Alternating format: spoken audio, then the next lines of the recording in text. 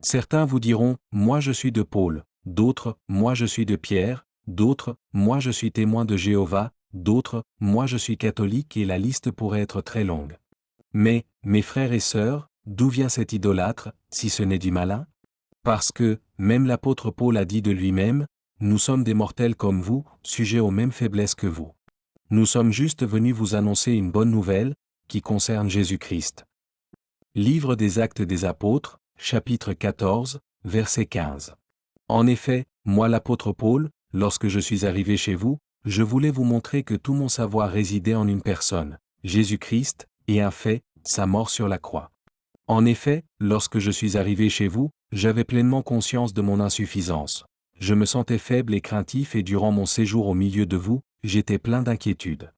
Mon message n'avait certes rien d'un discours éloquent ou d'un raisonnement habile.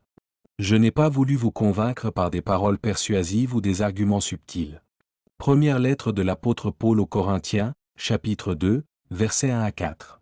Et l'apôtre Paul fait aussi ce reproche aux chrétiens de l'église de Corinthe, vous vous jalousez les uns les autres, vous vous fractionnez en partis opposés. Par là, ne montrez-vous pas que vous vivez comme des hommes livrés à eux-mêmes? En effet, lorsque certains disent, moi je suis pour Paul, et d'autres, moi pour Apollo, n'agissez-vous pas comme les gens du monde, de manière toute humaine? Après tout, que sont donc Apollo et Paul?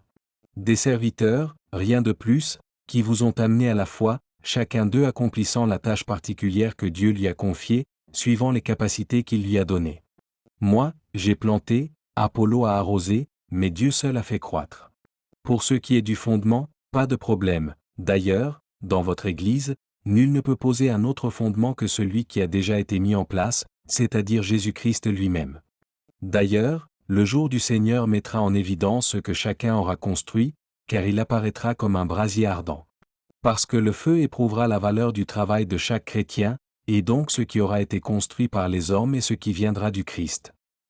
Car si la construction édifiée sur le fondement sort indemne de l'épreuve, son auteur sera récompensé, mais si elle est consumée, point de récompense pour lui.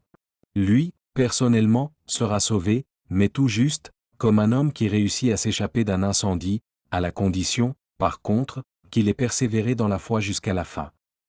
Et si quelqu'un dégrade son temple, en causant des divisions dans l'Église, Dieu le détruira. Car son temple est sacré, et ce temple, c'est vous. Tout est à vous, mais vous, vous n'appartenez qu'au Christ, comme le Christ appartient à Dieu. Première lettre de l'apôtre Paul aux Corinthiens, chapitre 3.